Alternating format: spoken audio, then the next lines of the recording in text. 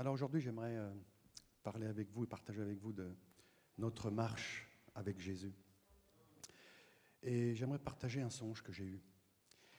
Et je vais utiliser la première personne du singulier, mais c'est à chacun d'entre nous que ça s'adresse. J'étais dans un terrain vague, c'était gris, c'était pas très joli, et j'ai vu comme un édifice, comme un immeuble devant moi, et je ne comprenais pas qu'est-ce que ça voulait dire. Et j'ai vu des marches comme ça sur ce bâtiment, et lorsque j'ai gravi ces marches, je me suis retourné, j'ai vu que sur certaines marches, il y avait une de mes chaussures et puis une chaussette. Et je ne comprenais pas, et je continue, et j'arrive avec quelques personnes sur ce palier, je continue à monter. Et puis je repère un autre t-shirt, et puis je repère un autre vêtement, et puis je vous passe tous les détails, mais il y a quelques paliers comme ça que j'ai gravis. Et à chaque étape, je perdais des vêtements. Et je suis arrivé à un moment donné à un palier où il y avait du monde. C'était la joie, c'était la paix, et tout va bien. Et j'ai entendu cette voix dans mon cœur qui m'a dit parfois, dans notre marche, nous pouvons arriver à un palier où tout va bien. On a suffisamment de connaissance de la parole de Dieu pour partager, pour avancer, mais ça résonnait en moi et j'ai entendu est-ce que tu es prêt à aller plus loin avec moi ? Et c'était troublant parce que je pense que Jésus nous pose cette question à tous. Est-ce que nous sommes prêts à aller plus loin avec lui ? On peut effectivement se contenter d'un certain confort, d'un certain plaisir, d'une certaine joie d'être ensemble et d'être chrétien. Mais cette question, j'ai mis quelques minutes à répondre. Plusieurs minutes, je savais que c'était une réponse importante. Et du coup, à un moment donné, après mûre réflexion, parce que j'avais toutes ces craintes qui me venaient, j'avais lu quelques fois la parole et j'avais entendu qu'on pouvait être persécuté, qu'on pouvait souffrir. Et j'ai dit, waouh, Seigneur, ta question. Et du coup, j'ai dit, Seigneur, je veux te suivre, quel qu'en soit le prix. Et du coup, dans cette image que j'ai eue, j'aimerais juste prendre 4 points avec vous pour les développer. Le premier point que j'aimerais voir avec vous, c'est décider de suivre Jésus, quoi qu'il arrive. C'est lire sa parole et s'en nourrir tous les jours, prier en permanence et persévérer, quoi qu'il arrive. Et dans l'idée de décider de suivre Jésus, quoi qu'il arrive, j'aimerais prendre sa parole pour commencer. Dans le livre de Luc, Dieu nous parle à travers Luc au chapitre 15, versets 17 à 20, et c'est ce fils prodigue qui réfléchit. Et j'ai pris la version Louis II et la parole de Dieu nous dit « Il se mit à réfléchir et se dit « Combien d'ouvriers chez mon père ont du pain en abondance et moi, ici, je meurs de faim. Je vais retourner vers mon père et je lui dirai « Père, j'ai péché contre le ciel et contre toi. Je ne suis plus digne d'être appelé ton fils. Traite-moi comme l'un de tes ouvriers. » Il se leva et alla vers son père. Alors qu'il était encore loin, son père le vit et fut rempli de compassion. Il courut, se jeta à son cou et l'embrassa. Et c'est intéressant dans cette parole que Dieu nous donne, c'est que nous voyons que le fils a regardé sa vie. Il a regardé sa vie et il a jugé ses choix. Et nous le voyons il dit « Moi, ici, je meurs de faim. » Ensuite, il se repent. « Père, j'ai péché contre le ciel et contre toi. » Ensuite, il s'humilie. « Je ne suis plus digne d'être appelé ton fils. » Et malgré tous les mauvais choix qu'il a faits, il décide de rentrer dans la maison de son père. Et nous le voyons dans « Il se leva et alla vers son père. » Vous savez, je pense que dans la parole de Dieu, lorsqu'il est écrit « Il se leva », il y a cette idée de décider, de comprendre, de réaliser ce qui se passe où nous en sommes et de se lever pour. Et nous devons avoir une confiance totale et parfaite en Jésus. Le moindre doute peut nous porter préjudice. Et quels que soient les mauvais choix que nous avons faits, il fera concourir toutes nos erreurs pour notre bien. Nous devons le croire. Et puis nous devons savoir en tout cas que Jésus nous a tous appelés. Et il veut nous établir. Et je vous emmène dans le livre de Jean, au chapitre 15, verset 16, où Dieu nous dit, à travers Jean, « Ce n'est pas vous qui m'avez choisi, mais c'est moi qui vous ai choisi. Et je vous ai établi afin que vous alliez, que vous portiez du fruit et que votre fruit demeure. Alors, ce que vous demanderez au Père en mon nom, il vous le donnera. Ce que je vous commande, c'est de vous aimer les uns les autres. Et j'imagine que pour certains, certains pensent qu'ils ne sont pas à la hauteur. Et j'étais comme ça. Et j'aimerais juste nous rappeler que Dieu n'appelle pas des qualifiés, mais il qualifie les appelés. Et dans sa parole, nous lisons que lorsque l'ange de l'Éternel est allé voir Moïse, et qu'il lui a dit d'aller voir Pharaon, d'aller à Pharaon, Moïse a répondu « Envoie quelqu'un d'autre, j'ai la bouche embarrassée ». Nous ne sommes pas les seuls. Et d'ailleurs, on peut prendre aussi Gédéon, qui ne comprend pas que l'ange de l'Éternel l'appelle « vaillant héros ». Pourtant, l'Éternel répond « Va avec la force que tu as ». Et c'est très intéressant de toutes ces aventures que nous lisons dans sa parole, parce que nous avons tous besoin d'une rencontre avec Jésus, une rencontre personnelle. Vous savez, cette rencontre produit une repentance. Et cette repentance permet à l'Esprit de Dieu de nous convaincre et de croire que Dieu nous a complètement pardonné. Et finalement, de vivre chaque jour la liberté que Jésus nous a acquise à la croix. Je reviens à mon songe que j'ai eu. Vous savez, quand je suis arrivé à ce palier, il y avait encore quelques marches. Et il me restait encore quelques vêtements. Et lorsque j'ai décidé de suivre Jésus, quel qu'en soit le prix, j'ai été conduit à monter ces quelques marches. Et le peu de vêtements qui me restaient sont restés là collés. Et je suis arrivé à ce qu'on peut appeler, ce que j'aurais pu définir comme une terrasse. Et il y a comme une lumière qui était là. Jusqu'à présent, j'étais enfermé dans cet endroit sombre. Et lorsque je suis arrivé en haut, j'étais habillé par cette lumière. Cette lumière m'entourait comme ça, elle nous entoure tous lorsque nous décidons de le suivre. Et j'ai compris que c'est cette liberté que Jésus nous a accordée. Lorsqu'il nous dit que si le Fils nous a franchis, nous sommes réellement libres. Et là, j'avais cette impression que je n'avais plus aucune limite, habillé par l'Esprit de Dieu et par sa lumière. Et c'est pour ça que nous avons besoin de cette rencontre. Et j'aimerais juste faire un tout petit court témoignage, mais avant que l'Esprit de Dieu me convertisse et me fasse changer de route, pendant une semaine, chaque jour, plusieurs fois par jour, j'ai entendu clairement dans mon cœur, je mets devant toi la vie et la mort, choisis la vie. Et j'ai vu après, parce que je ne connaissais pas la parole de Dieu, lorsque j'ai commencé à la lire, j'ai vu que c'était dans le livre de Deutéronome 30, 19. Je mets devant toi, et je ne comprenais pas, et tous les jours j'avais ça.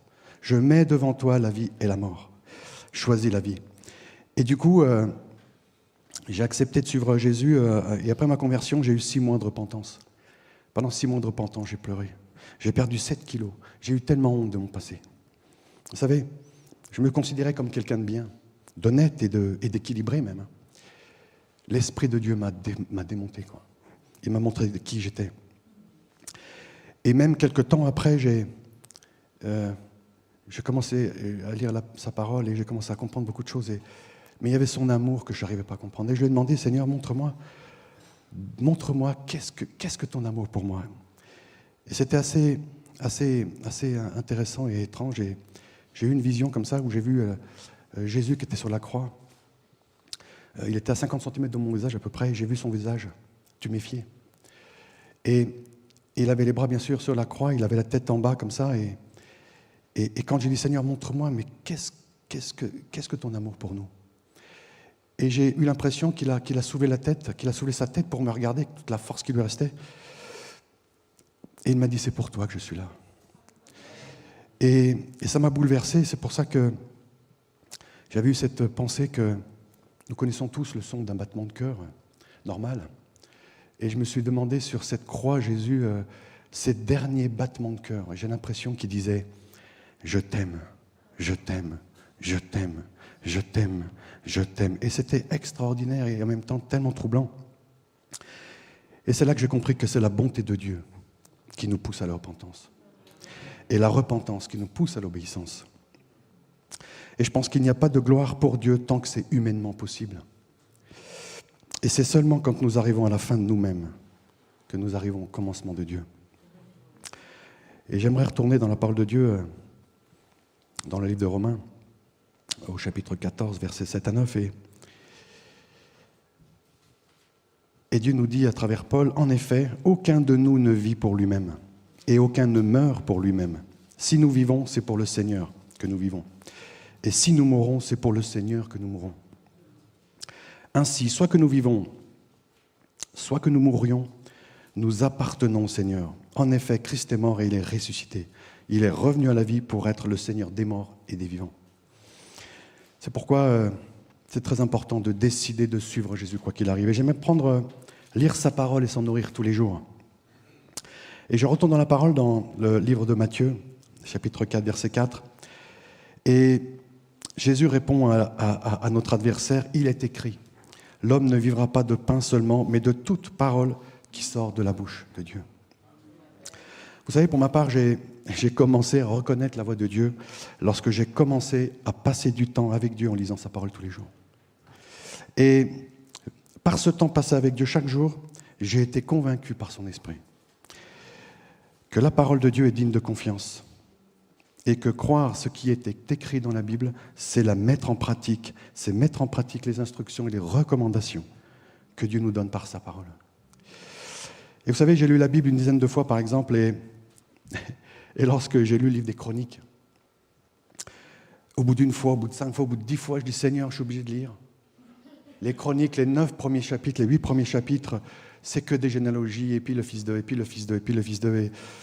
Et je lui demandais, est-ce que je suis vraiment obligé de lire ça ? Il me dit, tu vois, dans ce livre-là, dans toute cette généalogie, je te montre que tu n'es pas que je te connais. Je te connais mieux que toi, je sais exactement d'où tu viens, je connais toute ta généalogie. Toi et tous les autres, tous mes enfants, je les connais. Et ça m'a troublé parce que je l'ai lu chaque fois, la parole de Dieu, je la lis en entier, du début jusqu'à la fin. Et ce livre-là, vraiment, c'est quelque chose que je ne comprenais pas pourquoi ces 8 premiers chapitres étaient... Mais Dieu nous montre qu'il nous aime, il nous connaît. Et c'est pour ça que je pense que nous devons vraiment pratiquer par la foi ce qui est écrit dans la parole de Dieu.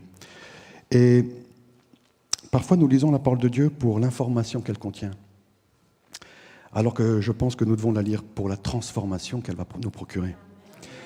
Et lorsque Jésus est en dedans, ça se voit en dehors et il nous transforme. On est obligé d'être transformé.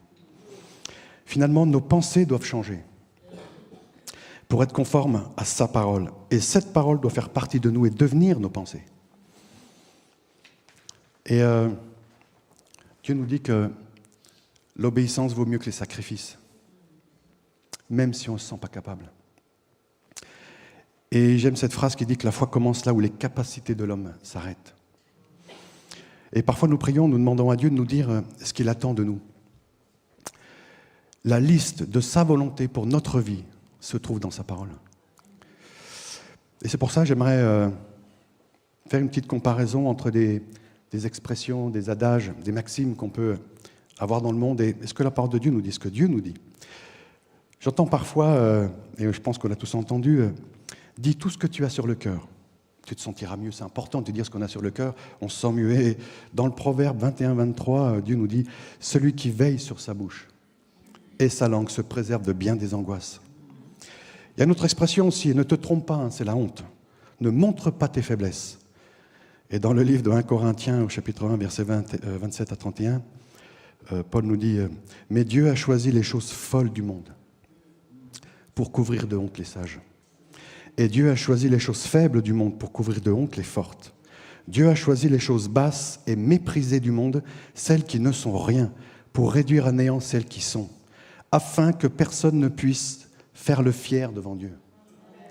C'est grâce à lui, c'est grâce à Dieu que vous êtes en Jésus-Christ. Lui, Jésus, qui est devenu, par la volonté de Dieu, notre sagesse, notre justice, la source de notre sainteté et notre libérateur. Afin, comme il est écrit, que celui qui veut éprouver de la fierté mette sa fierté dans le Seigneur. Une autre expression, écoute ton cœur, j'ai entendu ça, écoute ton cœur, il ne te trahira jamais. On va aller dans Jérémie 17, 9. Le cœur de l'homme est tortueux par-dessus tout et il est méchant. Qui peut le connaître? Ensuite, j'avais entendu, moi je pardonne, mais j'oublierai jamais. Eh bien, allons dans Colossiens, dans le livre de Colossiens, chapitre 3, verset 13, Paul nous dit « Supportez-vous les uns les autres, et si l'un de vous a une raison de se plaindre d'un autre, pardonnez-vous réciproquement. Tout comme Christ vous a pardonné, pardonnez-vous aussi. » Et nous savons tous comment Christ nous a pardonné. Et lui, il a oublié. Encore une, analysez vos désirs, faites un plan d'action et mettez-les en pratique. Proverbe 16, 9, le cœur de l'homme peut méditer sa voie, mais c'est l'Éternel qui dirige ses pas. Et puis on parle beaucoup de développement personnel, le leadership et des choses comme ça. Et bien allons dans Jean 15, chapitres 3 et 4. Déjà vous êtes purs à cause de la parole que je vous ai annoncée. Demeurez en moi et je demeurerai en vous. Le sarment ne peut pas porter de fruits par lui-même, sans rester attaché au cep. Il en va de même pour vous si vous ne demeurez pas en moi. Et puis un petit dernier, choisis un projet et mets des objectifs à court, moyen, long terme, j'entends ça. Eh bien, retournons dans le Proverbe 19, verset 21. Il y a dans le cœur de l'homme beaucoup de projets, mais c'est le plan de l'Éternel qui s'accomplit. Ça ne veut pas dire qu'il ne faut pas faire de projet, pas avoir de plan, mais ça veut dire simplement qu'il soit conforme à sa parole. Et puis, j'ai vu aussi que dans le monde, parfois, le monde cherche une vérité. Et puis, il la cherche sous une forme de théorie, de philosophie ou de principe ou même de dogme. Mais la parole de Dieu nous dit que la vérité, c'est un homme, le Fils de l'homme. Jésus-Christ est la vérité. Et c'est pour ça que pour pouvoir avancer, eh bien, nous devons aller voir Ésaïe, ce que Dieu nous dit à travers Ésaïe au chapitre 55 et verset 8, parce que Dieu déclare « Vos pensées ne sont pas mes pensées.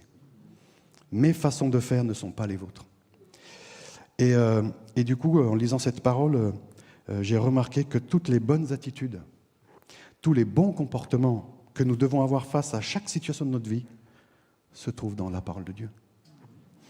C'est pour ça que lire la parole de Dieu et s'en nourrir tous les jours est très important. Et puis je vais prendre mon troisième point, prier en permanence. Allons voir Éphésiens, ce que Dieu nous dit à travers Paul lorsqu'il parle aux Éphésiens au chapitre 6, verset 18. « Faites en tout temps par l'Esprit toutes sortes de prières et de supplications. Veillez à cela avec une entière persévérance et en priant pour tous les saints. » On peut se poser la question, qu'est-ce que ça veut dire prier ? Comment prier ? Je me suis rendu compte pour ma part que c'était simplement lui parler. Simplement lui parler, parce que croire en Dieu est différent que simplement que croire Dieu. Et lorsque parfois on peut prier, oh Dieu, alléluia, accorde-moi un nouveau travail. Heureusement que nos enfants ne viennent pas à la maison, oh papa, fais-moi à manger. Non, et c'est vrai que j'ai vraiment cette habitude, moi en tout cas, de lui parler toute la journée.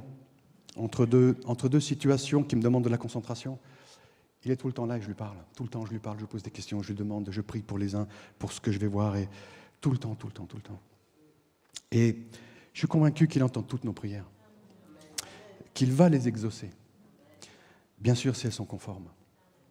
Et je me suis rendu compte que la prière de foi n'opère pas dans le royaume du possible. Vous savez, quand j'ai lu les aventures de Moïse, lorsqu'il sort d'Égypte, et puis qu'il a tous les Égyptiens derrière lui, et puis Dieu l'amène face à cette mer, et il ne sait pas comment... Enfin, j'imagine, je me suis mis à sa place, je me suis dit, waouh, Seigneur, mais... Et puis j'imaginais que tous les Hébreux étaient là, en lui disant, bon, maintenant, qu'est-ce qu'on fait ? On va où ?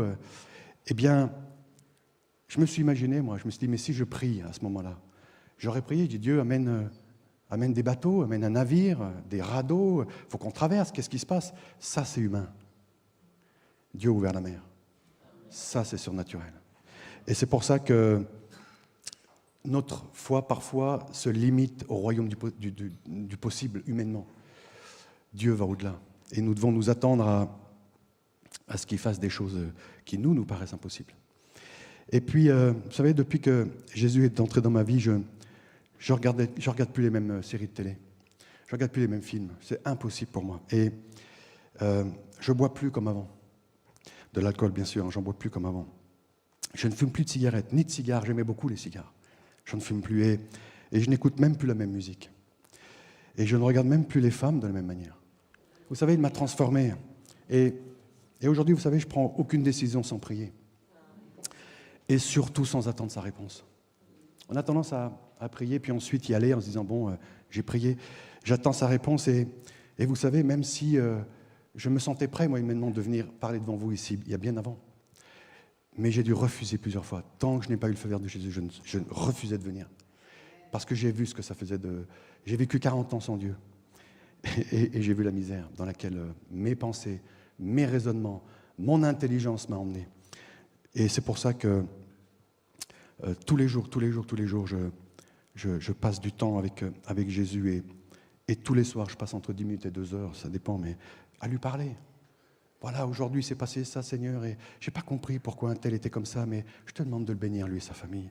Et puis, Seigneur, je te remercie, parce que là, je ne sais pas comment c'est passé, c'était mal engagé, mais tu étais là. Voilà comment je lui parle, simplement. C'est pour ça que prier en permanence, c'est très important, et toute la journée, on doit être dans cette constitution. Ensuite, persévérer quoi qu'il arrive. Et pour ce faire, j'aimerais que nous allions dans l'Apocalypse, dans le livre de l'Apocalypse que Jésus a donné à Jean, et au chapitre 3, verset 10. L'Esprit dit à Jean, « Parce que tu as gardé mon ordre de persévérer, je te garderai aussi à l'heure de la tentation qui va venir sur le monde entier pour mettre à l'épreuve tous les habitants de la terre. Je viens bientôt. Tiens ferme ce que tu as afin que personne ne prenne ta couronne. » Et on voit que c'est un ordre qui nous donne de persévérer, quelles que soient les circonstances, quelles que soient nos pensées, quelles que soient les capacités que nous pensons avoir ou pas avoir. Nous devons persévérer et croire qu'il agit. Il agit en nous, il nous transforme. Et j'avais même cette pensée que nous devons apprendre à jouir du voyage. Parce que j'ai commencé à marcher avec lui, il m'est arrivé quelques petites aventures et j'ai commencé à avoir peur, jusqu'à ce que j'ai cette parole qui nous dit que celui qui est en moi est bien plus fort que celui qui est dans le monde. Et je pense que nous devons vraiment croire et marcher avec cette pensée. Il dit la vérité, il est la vérité. Et ça a transformé ma vie et mes pensées sont devenues les siennes. Je pense que c'est important vraiment de jouir du voyage, de prendre plaisir jusqu'à ce qu'il revienne.